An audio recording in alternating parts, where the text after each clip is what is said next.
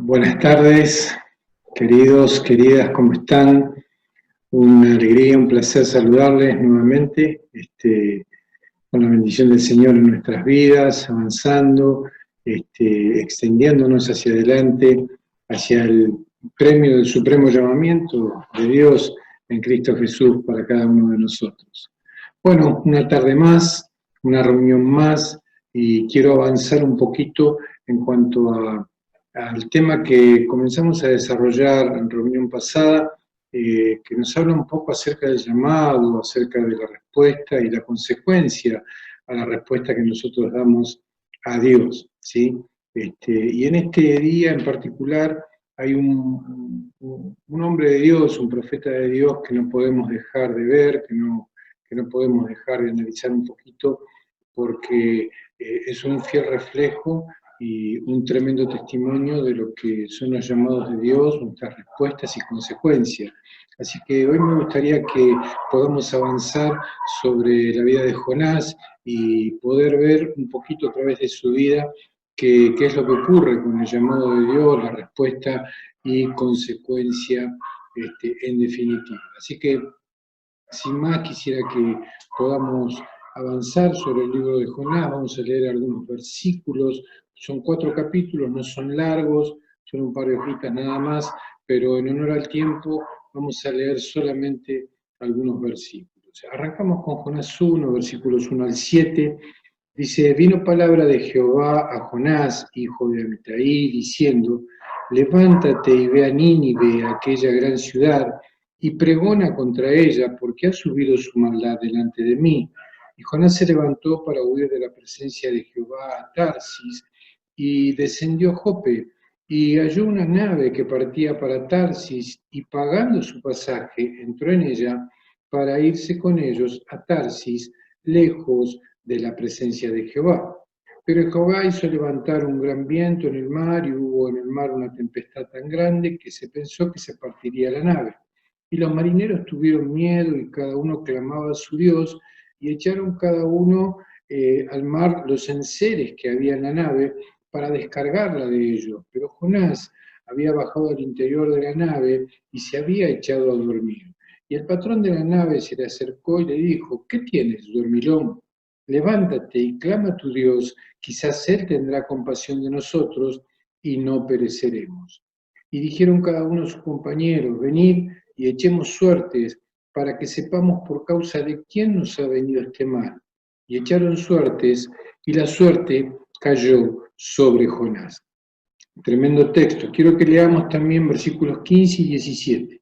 Dice que estos hombres tomaron a Jonás, de acuerdo a lo que Jonás mismo les había manifestado, que la manera en que el mar se calmaría era si lo arrojaban al mar. Entonces dice el versículo 15: y tomaron a Jonás y lo echaron al mar, y el mar se aquietó de su furor. Y el versículo 17 dice: pero Jehová tenía preparado un gran pez que tragase a Jonás, y estuvo Jonás en el vientre del pez 3 días y 3 noches. Capítulo 2, versículos 1 al 10. Entonces oró Jonás a Jehová, su Dios, desde el vientre del pez, y dijo: invoqué mi angustia a Jehová, y él me oyó. Desde el seno del Seol clamé, y mi voz oíste. Me echaste a lo profundo, en medio de los mares, y me rodeó la corriente. Todas tus ondas y tus olas pasaron sobre mí. Entonces dije: desechado soy de delante de tus ojos, mas aún veré tu santo templo. Las aguas me rodearon hasta el alma, me rodeó el abismo, el alga se enredó en mi cabeza, descendí a los cimientos de los montes, la tierra echó sus cerrojos sobre mí para siempre. Mas tú sacaste mi vida de la sepultura, oh Jehová Dios mío.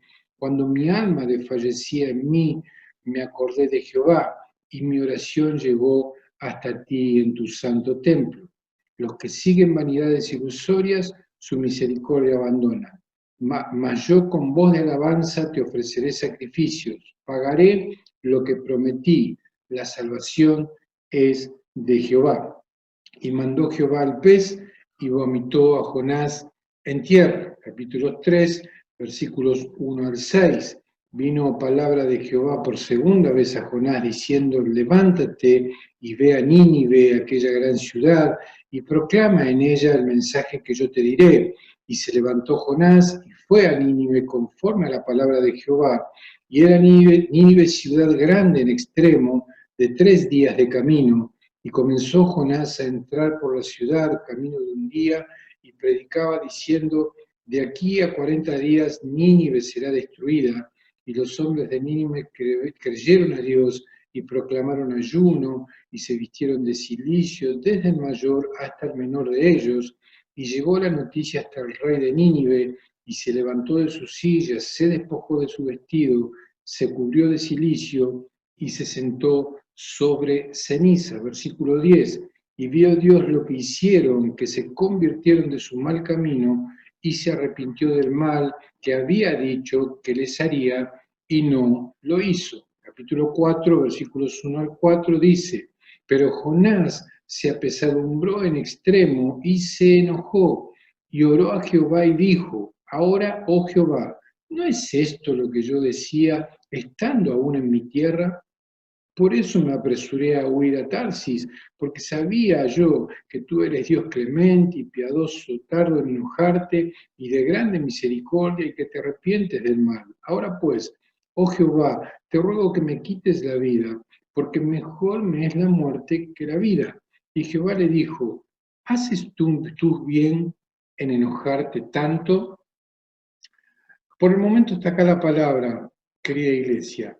Quiero avanzar un poquito sobre el siguiente tema. El profeta fue llamado por Dios para hacer una tarea específica. Dios lo llama y le da una orden específica, ¿correcto? El profeta no quiso obedecer a Dios. De hecho, ni siquiera le da una respuesta, sino que quiso huir, quiso escaparse directamente. En esta actitud que muchas veces nos encuentra a nosotros en la vida, vemos claramente por lo menos 2 consecuencias, más allá de todo el trato de Dios, por lo menos 2 consecuencias. Número 1, Jonás comienza a caer de a poco, es como que va descendiendo en su vida, ¿sí? Porque Dios lo envía a una ciudad que está hacia el norte y él quiere huir a una ciudad que está hacia el sur oeste, por llamarlo de alguna manera. Entonces, todo el camino que Jonás comienza a transitar desde el momento en que recibe el llamado de Dios, es un camino descendente que lo lleva hasta el mismo lugar de la muerte, hasta el Seol. O sea, no para en ningún momento de descender, continuamente cayendo, cayendo, cayendo, cayendo. Nosotros debemos identificar estas cuestiones cuando entendemos que Dios ha tocado la puerta de nuestro corazón, que Dios nos ha llamado, para estar alerta y poder responder lo más rápido posible. ¿Por qué? Porque de esa manera vamos a disfrutar del favor de Dios de una manera ágil, ligera.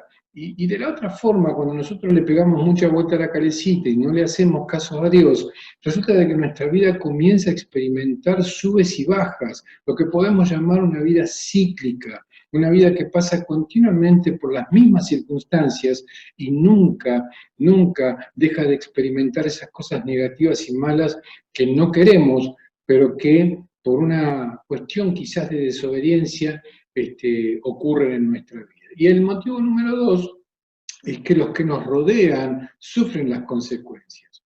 Lo que yo decido arrastra o afecta lo que depende de mí o aquello en lo que estoy involucrado.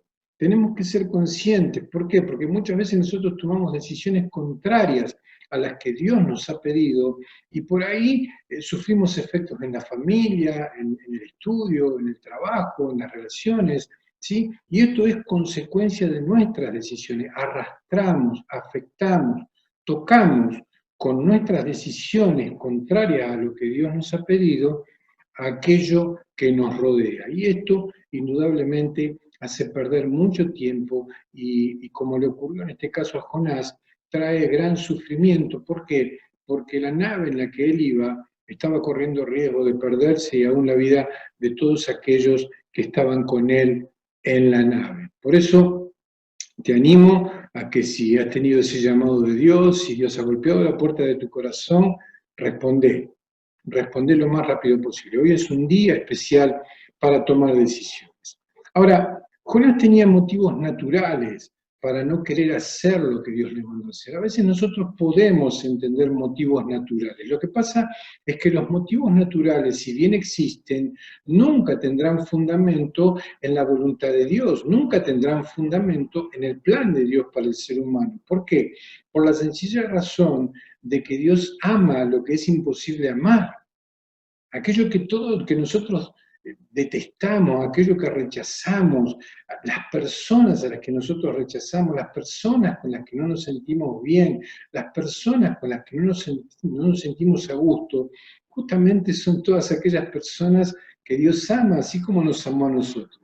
En algún momento de nuestra vida, cuando Cristo llegó a nosotros, nos golpeó la puerta del corazón y le abrimos, le respondimos, quizás muchas personas estaban muy enojadas con nosotros, quizás había muchas personas que no nos soportaban, no nos aguantaban, pero sin embargo Dios, en su infinita gracia y misericordia, nos rescató. Por eso es que a veces nuestras cuestiones naturales pueden ser justificativas para nosotros, pero no lo son para Dios. ¿Por qué digo que Jonás tenía motivos para hacer lo que hizo? Estamos hablando de Nínive. Nínive llegó a ser la capital del imperio de Asiria, ¿sí? Estos eran enemigos de los hebreos. De hecho, Israel, que era el reino del norte en ese momento, fue conquistado por Asiria. Aunque el relato del profeta Jonás no nos dice mucho acerca de Nínive, sí podemos encontrar algunos rasgos más profundos en el libro del profeta Nahum. Ahí el profeta habla un poquito más y dice lo siguiente, por ejemplo, que era un pueblo en extremo pecador, pensando siempre cosas malas contra Dios, era un pueblo que explotaba al desválido, que era un pueblo en extremo cruel en la guerra, también que adoraba ídolos, que era un pueblo prostituido y aún practicante de la brujería. Era un pueblo realmente detestable a los ojos de cualquier hombre o mujer de Dios. Pero indudablemente no era un pueblo detestable a los ojos de Dios. Hay una gran diferencia entre una cosa y la otra. Todo esto que dice el profeta Nahum sobre los ninivitas, Jonás lo había sufrido desde pequeño y encima veía cómo este imperio se fortalecía al punto de llegar a ser la capital de Asiria. Entonces, por un lado, Jonás recibe un llamado de Dios para ir y hablarle a los ninivitas y decirle arrepiéntanse porque si no serán destruidos, van a morir.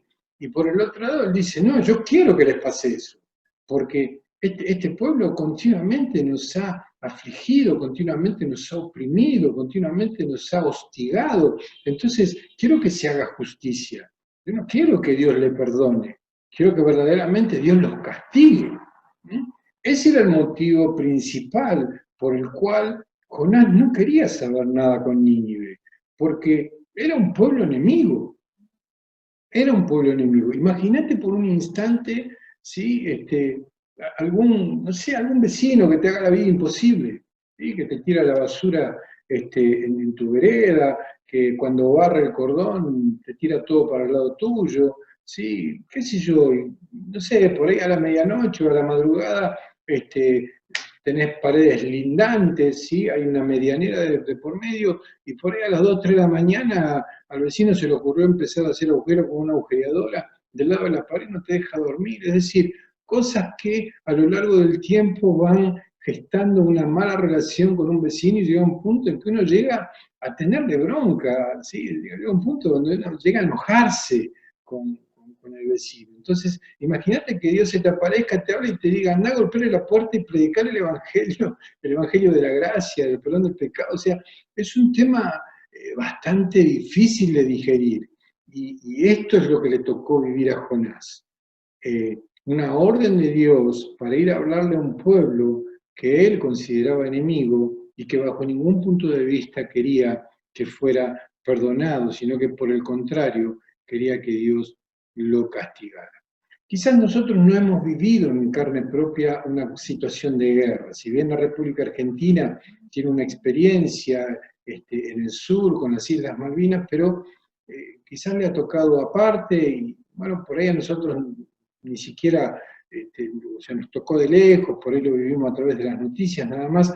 Entonces, quizás no hemos vivido una situación de guerra. pero sí características de tiempos de guerra, como las que estaba diciendo. Es decir, que en nuestras relaciones haya actualmente o habrá gente que nos persiga, que nos oprima, que sea injusta con nosotros, quizás personas que deseen lo malo para nuestra vida.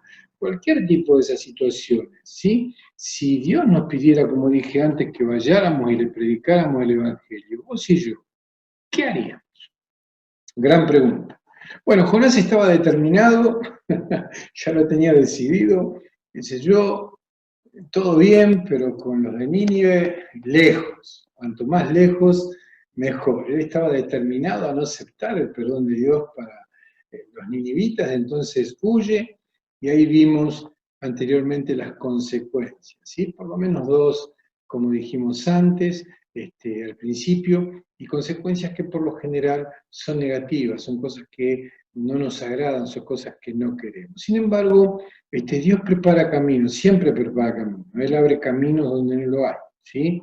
Y en este caso prepararía camino para llevar a Jonás a un ámbito de obediencia y para que esa obediencia provocara como consecuencia la salvación del pueblo de Nínive. Muchas veces las formas de tratar de Dios, esto es importante aclararlo, puede que no nos gusten mucho.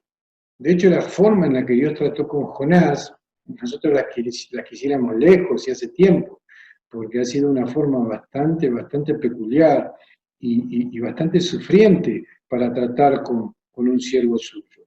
Pero quizás hoy no tengamos nosotros delante nuestro la necesidad de enfrentar ser tirados a un mar embravecido, que un pez nos trague, o que qué sé yo, que qué sé cuánto. O sea, quizás hoy no estemos en la situación de experimentar esas cosas tan tremendas y tan límites, ¿no? tan complicadas, ¿ok? Pero de todas maneras, las formas de Dios muchas veces terminan afectándonos un poquito porque Dios necesita a través de ese trato poder lograr que aprendamos nosotros de la experiencia o de aquello que Él está queriendo que nosotros aprendamos de parte de Él. Veamos estas formas que podemos entender como los peros de Dios. Vemos en el versículo 4 que dice, pero Dios preparó un viento, una tempestad, y bueno, el barco y la gente del barco pensó que perecería. Ahí tenemos un pero. Cuando nosotros, como en el caso de Jonás, nos escapamos o tratamos de escaparnos o tratamos de hacer oídos sordos al llamado de Dios, bueno, a veces puede ocurrir que Dios permita algunas situaciones en nuestra vida que sean tempestades, que sean momentos de vientos fuertes, que sean momentos donde nuestra vida se mueve de tal manera, ¿sí?, que no nos sintamos seguros, que pensemos que vamos a perecer o que pensemos que vamos a quedarnos tirados en el camino. Vemos en el versículo 17, después de que experimentaron todos los que experimentaron en el barco, que cuando Jonás es tirado al agua, dice, pero Dios o Jehová tenía preparado un gran pez para que tragase a Jonás. Cuando hablamos de pez, y en este caso solamente quiero hacer alusión a una parte, ¿vieron cuando nosotros compramos un pescado en la pescadería? ¿Sí? Y lo traemos a casa, qué sé yo, no sé, compramos una corvina, no sé, un dorado, y lo traemos a casa para limpiarlo. O sea, por ahí no nos limpian en la pescadería o no se lo pedimos y venimos a casa para limpiarlo, ¿sí? O a aquellos que les gusta la pesca, que van a pescar y traen los pescados a casa, como en muchos años me tocó a mí, traer los pescados a casa y comenzar a limpiarlos. Cuando uno les abre la panza, dentro de la panza hay cosas que son poco agradables, o sea, lo que hay en la panza es algo feo, algo asqueroso, ¿sí? Toda la mugre que hay en la panza del pez es realmente algo putrefacto, algo que no agrada, que no es rico, que no es bueno, ¿sí? Por eso es que hay que limpiarlos, para que todo eso no permanezca en el pescado al cocinarlo, ¿sí? Por eso se limpia. Y fíjense que dice que Dios preparó un gran pez para que tragase a Jonás. ¿Sí? Ahora vamos a ver algo del tema del pez, pero bueno, por el momento no. Sencillamente hacer alusión a eso. ¿Sí? Ir a un lugar poco agradable. Puede que nos ocurra en la vida, cuando nosotros tomamos decisiones como las que tomó Jonás, ¿sí? Que seamos llevados a lugares poco agradables, que tengamos que pasar por circunstancias poco sensibles a nosotros como seres humanos. Vemos en el capítulo 4, del 7 al 8, que dice que pero Dios preparó, ¿sí? Al venir el alba siguiente, dice que Dios preparó un gusano, el cual hirió la calabacera y ésta se secó. Acá vemos procesos en los cuales Dios intervino con un pero, ¿sí? Pero Dios hizo esto, pero Dios preparó aquello, pero Dios preparó lo otro. ¿Para qué? Para poder entender, ¿sí? Que el proceso en el cual nosotros somos introducidos de parte de Dios es un proceso que va a intentar primeramente llevarnos a un plano de entenderlo a Dios, de obedecerlo a Dios, y segundo, lograr el plano de la consecuencia, que es lo que en definitiva al principio Dios pidió. Esto es algo sumamente importante. ¿Por qué? Porque vemos a lo largo de la historia de la palabra que cada vez que Dios pide algo, ¿sí? Y nosotros pegamos vuelta, el ser humano ha pegado vuelta, o ha querido encontrarle, no sé, una salida alternativa, siempre se terminó haciendo lo que Dios pidió. Y eso nos habla mucho y nos habla en gran manera para no perder más tiempo. Ahora, hasta acá, para poder entender la historia de Jonás, debemos sí o sí trazar un paralelo por un instante y trazarlo con la vida de Jesús. Quiero que leamos Lucas 11, 28 al 30. Y este texto dice lo siguiente: y juntándose las multitudes, comenzó Jesús a decir: esta generación es mala, demanda señal, pero señal no le será dada, sino la señal de Jonás. Porque así como Jonás fue señal a los ninivitas, también lo será el Hijo del Hombre a esta generación. Ahora, querida iglesia, Jonás no hizo ninguna señal, Jonás no hizo ningún milagro, Jonás no hizo nada. Si nosotros leemos todo el relato de Jonás, ¿sí? De punta a punta, los 4 capítulos, vamos a darnos cuenta que Jonás no demostró poder, no cayó fuego del cielo, nada. No hizo milagros, no sanó a los enfermos, no resucitó muertos, no hizo absolutamente nada. Entonces, uno podía estar preguntándose, entonces, ¿cuál es la señal de Jonás? ¿Por qué Jesús habla de la señal del profeta Jonás? Y yo creo que tiene íntima relación con la oración de Jonás. Leemos en la oración de Jonás lo siguiente, que dice que Jonás oró a Jehová desde el vientre del pez y dijo: invoqué mi angustia a Jehová, él me oyó, desde el seno del Seol clamé y oíste mi voz. Y desarrolla toda una oración donde él le dice la situación en la que estuvo rodeado de olas, de ondas, de algas y esto. Dice: hasta los cimientos de la tierra se cerraron sobre mí, ¿sí? Mas tú sacaste mi vida de la sepultura. O sea, en todo momento la oración de Jonás hace mención a una cuestión de muerte literal, algo imposible de poder sortear para cualquier ser humano.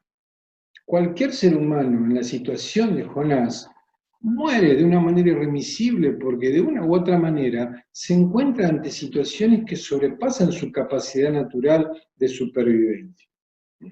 Sí o sí, algo lo afectaría a cuestiones de muerte. Ahora, cuando el pez vomita a Jonás por orden de Dios, ¿sí? Allá al final del capítulo 2, sea que estuviera muerto o no, alguien tuvo que haber visto esta situación. Alguien tuvo que haber visto. ¿Por qué? Porque necesitamos centrar la señal. ¿Por qué Jesús dice la señal del profeta Jonás? Porque en realidad Jesús estaba hablando del mismo Jonás, no de algo que él haya hecho, sino de su propia vida. Y acá es donde quiero que profundicemos un poquitito más. Está hablando de su propia vida. Así que sin importar si el pez lo vomitó muerto y desfigurado por el ácido, por lo que sea, sin importar cómo es que Jonás apareció en la playa vomitado por ese pez, alguien de esa gran ciudad, ¿sí? De más de 180.000 habitantes, tuvo que haber visto esto para comenzar a pregonar, ¿sí? En el reino, en la ciudad de Nínive, ¿sí? Que había visto una señal, ¿sí? Los dioses habían mandado a alguien para. ¿Sí? Esto es importante que lo tengamos ahí en la mente. Puede que estuviera muerto, indudablemente, aunque la escritura no lo aclara específicamente, pero sí habla mucho, Jonás mismo, de que estuvo en el Seol y que estuvo en la sepultura. Entonces, podemos llegar a tomar, ¿ok? Puede que estuviera muerto, aunque la escritura no lo especifica, por ahí no lo deja totalmente establecido. Sin embargo, hemos leído que Jonás mismo dijo que estuvo en el Seol, como recién mencioné. Y Seol es el lugar de los muertos, guste o nos guste, es ese lugar. Así que podríamos hacer ese paralelo entre Jesús y Jonás, y cuando Jesús suelta la palabra y dice, la única señal que va a recibir esta generación mala y perversa es la misma que tuvieron de Jonás. El Hijo del Hombre va a estar 3 días sepultado y al tercer día va a resucitar para que el mundo crea. Por eso digo, Jonás estuvo 3 días, 3 noches en la panza de ese pez, fue vomitado por el pez en la playa, y yo creo que esto la gente lo experimentó, lo vio, lo vivió, para comenzar a creer a la señal que Dios enviaba a través de su vida. Toda la historia de Jonás está bañada de hechos sobrenaturales, es decir, hay cosas que no se pueden explicar naturalmente. Si nosotros vamos a un tema de pez, número uno, siempre se ha identificado un concepto de ballena, la ballena de Jonás. En primer lugar, la ballena no es un pez, es un mamífero, ¿sí? Es un cetáceo, entonces, o hay un problema de interpretación de la palabra o de traducción en la palabra, ¿sí?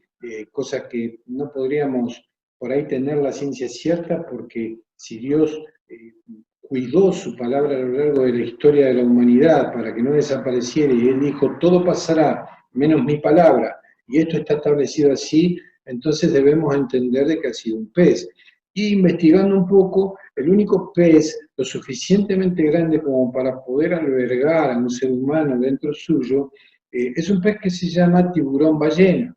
¿Sí? Es un pez, este sí es un pez, no como la ballena que es un mamífero, y es un pez que llega,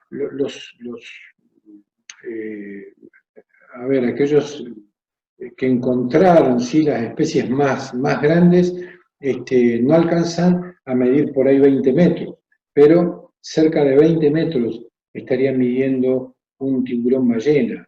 Y si uno ve 20 metros y considera un poco la altura y demás, podríamos decir que un hombre podría entrar. El gran problema es que por el sistema de alimentación que tiene el pez ballena, sería imposible que una persona pasara, ¿sí? De la boca a la parte del estómago. ¿Por qué? Porque tiene un sistema de filtros. El pez ballena se alimenta particularmente de plancton y algunas otras sustancias del mar. Entonces abre su boca, que tiene 1,5 metros como máximo de ancho, quiere decir que al abrirla bien podríamos entender que una persona podría entrar, pero por ese propio sistema, ¿sí? que es autorregulable, o sea, que cuida al mismo animal, sería imposible que el hombre pasara a la parte del estómago, porque ese sistema del filtro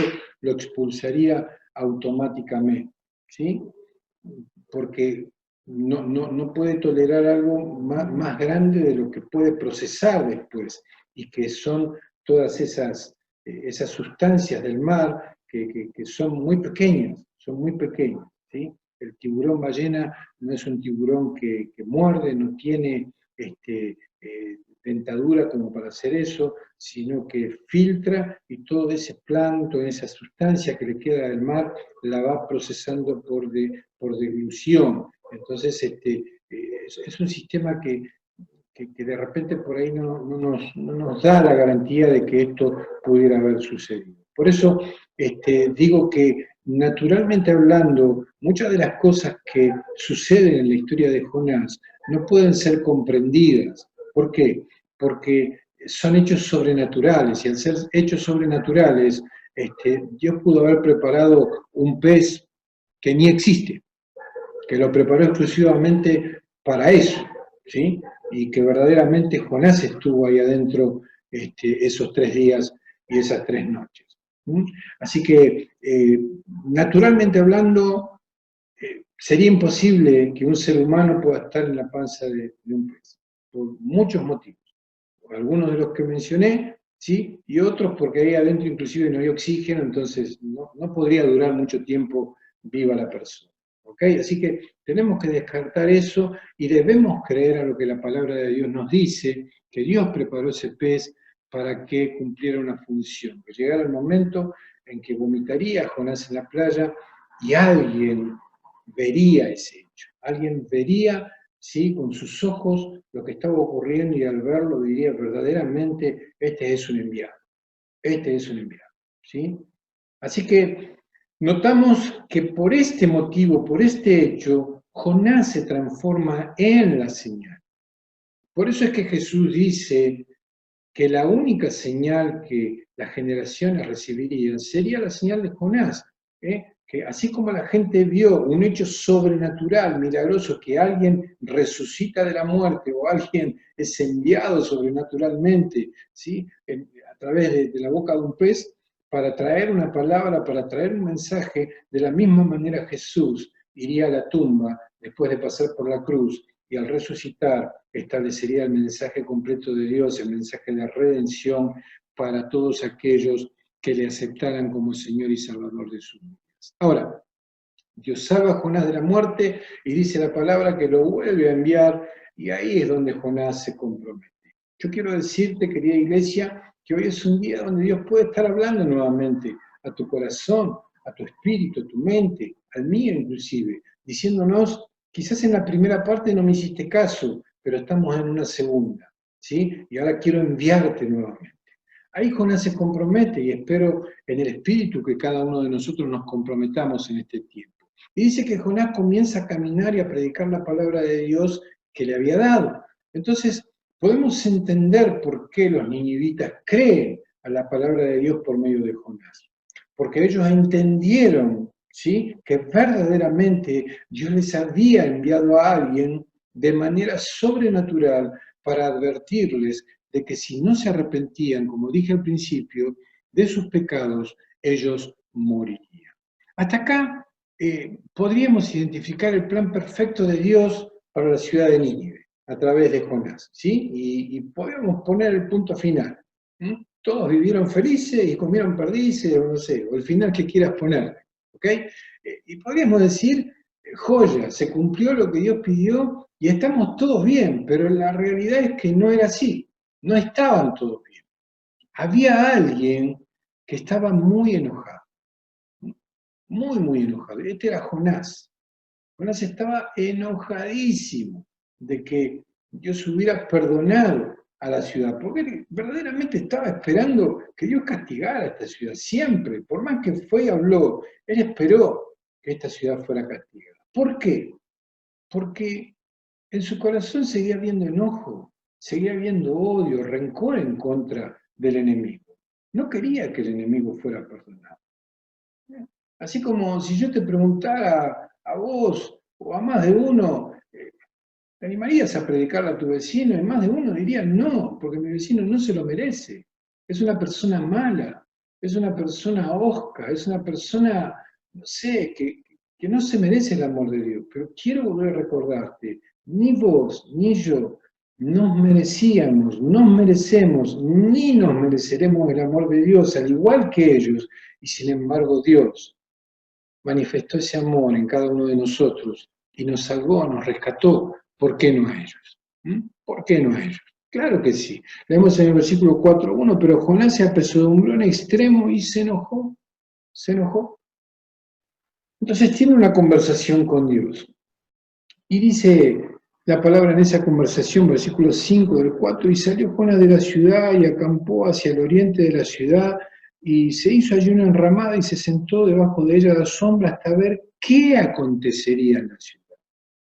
Hasta acá se enojó, habló con Dios, Dios le dijo, pero escúchame, ¿por qué te enojas tanto? ¿Es para tanto? Y sí, es para tanto, porque yo sabía, le dice Jonás, que vos sos un Dios bueno, vos sos un Dios misericordioso, que perdona, que se arrepiente del mal que desea, y que qué sé yo, que qué sé cuánto, como diciendo, ¿para qué me hiciste pasar por toda esta situación si yo sabía lo que en definitiva vos ibas a hacer? Y muchos de nosotros podemos pensar lo mismo. ¿Para qué me voy a calentar? ¿Para qué voy a hacer? ¿Para qué voy a tratar de recomponer mi matrimonio? ¿Para qué voy a pelear en pos de mis hijos? ¿Para qué voy a pelear en pos del trabajo? ¿Para qué me voy a preocupar si en definitiva Dios lo hará? He hablado en los últimos tiempos con muchas personas y me han transmitido un poco esa sensación de decir, se lo entregué en las manos de Dios y algún día Dios hará. Ok, no hay problema en los tiempos de Dios, pero dentro de los tiempos de Dios hay algo que vos y yo debemos hacer, debemos accionar.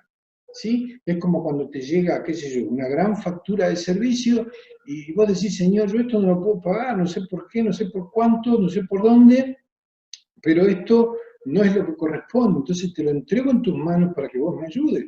Pero el primer día hábil posterior, o te comunicás, o en tiempos en que podíamos acudir a las oficinas comerciales, íbamos para tratar de encontrar una explicación a esa facturación. Y por ahí encontrábamos respuesta y el favor de Dios y nos arreglaban las cosas y le dábamos gloria a Dios y lo seguimos haciendo, pero nos accionábamos en algo. Esto es igual, por más que esperemos los tiempos de Dios, no pierdas el tiempo. Comenzá a hacer tu parte en pos de la restauración de la familia, en pos de la restauración del matrimonio, en pos de ser un mejor empleado, en pos de ser un mejor compañero, en pos de ser un mejor amigo, una mejor relación. No sé si estoy siendo claro en esto. No digo de que hagas las cosas a tu manera y con tus fuerzas, pero hay algo, ¿sí?, que podamos hacer y que podemos hacer guiados por Dios, de seguro. ¿Sí? Y esto es lo que estamos viendo en la historia de Jonás. Ese es el versículo 5, como dije, que salió Jonás de la ciudad, acampó al oriente, se hizo una enramada y se sentó. Él quería ver que caiga fuego del cielo y que consumiera esa ciudad. Él seguía con ese pensamiento en su interior. Entonces dice que Dios le armó un mejor ambiente. Dice, vos querés ver un buen espectáculo, te voy a armar un mejor ambiente. Entonces dice que preparó una calabacera, ¿sí? También otro concepto medio extraño para nuestro hoy, pero algunos que han estudiado creen que esta calabacera a la que hace mención la palabra es una planta, el ricinus, es la planta cuyas semillas se extrae el aceite de ricino, es una planta que da mucho follaje y que da buena sombra, entonces se cree de que pudo haber sido eso. Entonces Dios le preparó esa enramada, le preparó esa calabacera, y bueno, Jonás se sintió como en el Hyatt, como en el Sheraton, habitación de 5 estrellas, y descansó a full. Dice que el sol le hacía mal, ¿sí? Se ve que por el tiempo en el mar su piel había quedado debilitada, y bueno, y todo esto le afectaba. Entonces él se sentía ahí en una habitación de 5 estrellas con aire acondicionado, entonces estaba de lujo, de lujo. ¿Mm? Pero ¿qué pasó? Después de descansar amaneció, y ahí venía la lección. Dios preparó un gusano, dice la palabra. Lo vimos antes, uno de los peros de Dios. Preparó un gusano que provocó que esa planta se seque. Y encima envió un viento solano, un viento caliente, que provocaba que Jonás se desmayara y deseara morir. Era tal la descompostura que tenía, era tal el malestar que se sentía morir y anhelaba, deseaba morirse.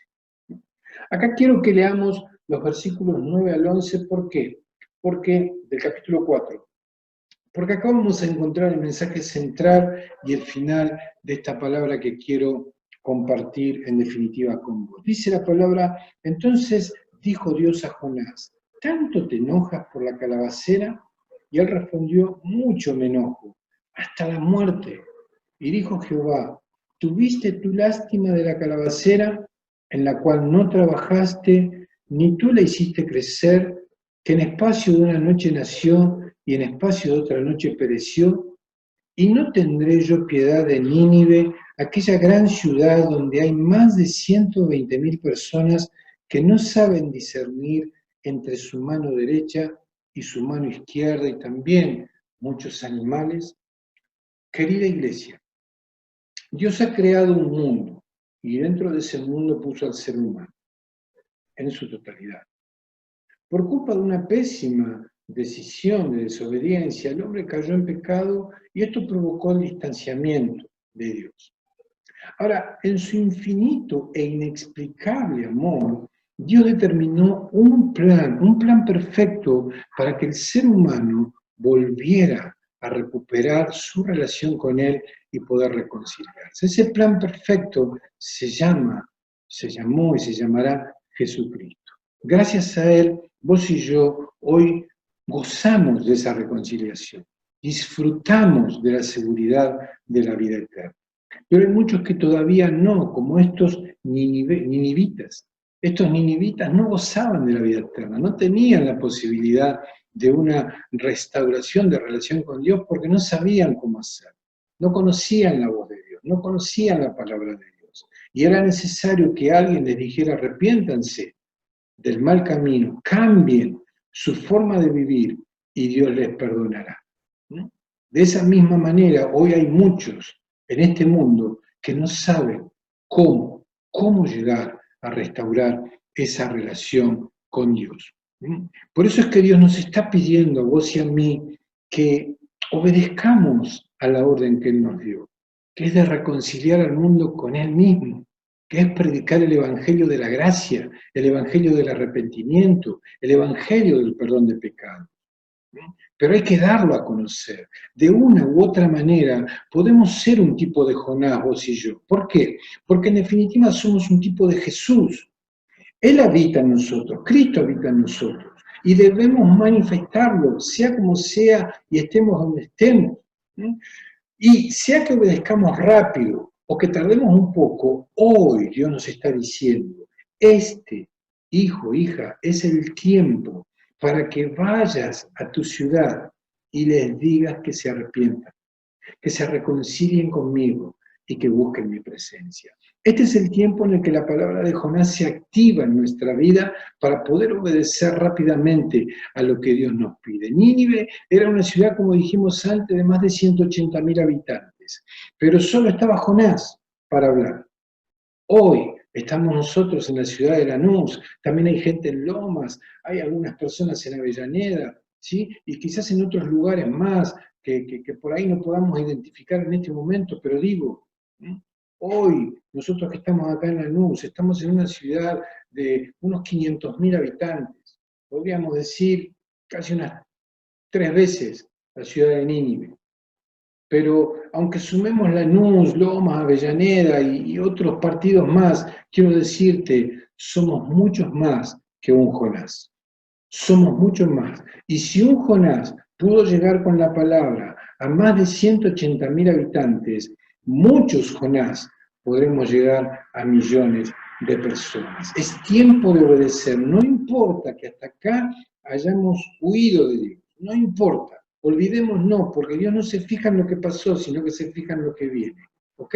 Entonces, no importa que hasta acá hayamos tratado de huir de Dios. Hoy es día de comenzar a obedecer y disfrutar no solo del favor de Dios para nosotros o hacia nosotros, sino también poder ver la salvación que el Señor tiene preparada para nuestras amadas ciudades.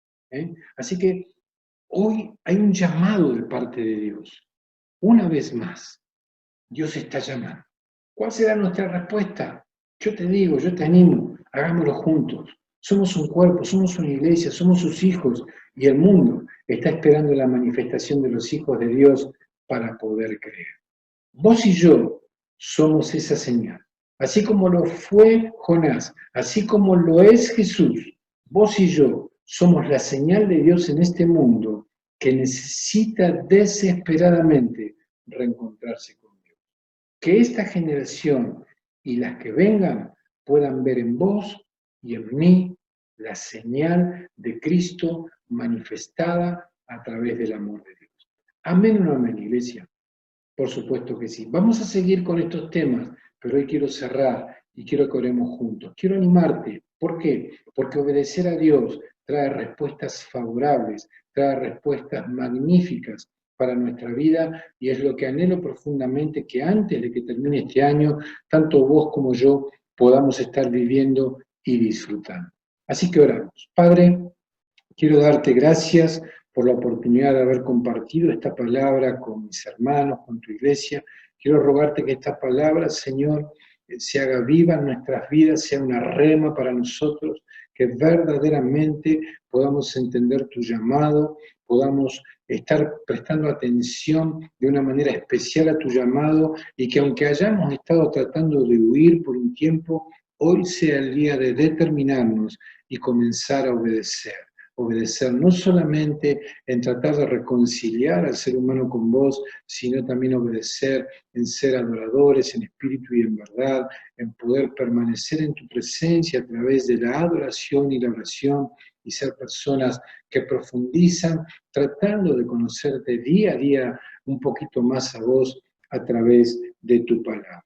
Gracias por tu iglesia, gracias por aquellos amigos que están acompañándonos en estas transmisiones, Señor, y quizás para ellos también una palabra, si nunca han interpretado un llamado tuyo, si quizás nunca han tenido la oportunidad de saber de qué se trata reconciliar sus vidas con vos, quiero pedirte que en este momento pongas en ellos, Señor, tanto el querer como el hacer, y puedan hablar con vos, entregándote sus vidas y arrepintiéndose de todo pecado, aceptando a Cristo como Señor y Salvador de sus vidas y siendo agradecidos por ello. Señor, gracias por lo que hasta acá estamos viviendo, pero más gracias por lo que comenzaremos a vivir de hoy hacia adelante. Mi alma te alaba, te adora y te exalta. Aprovecho para bendecir la vida de tu iglesia.